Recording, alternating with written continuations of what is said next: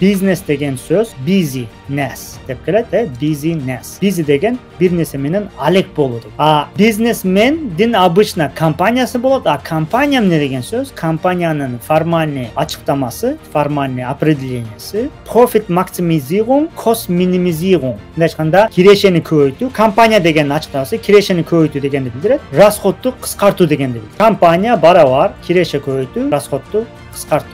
Компания дегендин мааниси ошол. Бир адам компания ачканынын мааниси эмнеге маанилүү дегенде, компанияны акчаны көбөйтүшүн ачат, доходду көбөйтүшүн ачат. Ошол убакта расходду азайтышын ачат. Бизнес кылган адам, компания болсун, бизнес болсун, биринчи очередь сандарды билиш керек. Сан. 1, 10, 100, 1000, 10 000, 100 000, 100 000, миллион, 10 миллион, 100 миллион, 1 миллиард сандарды билиш керек.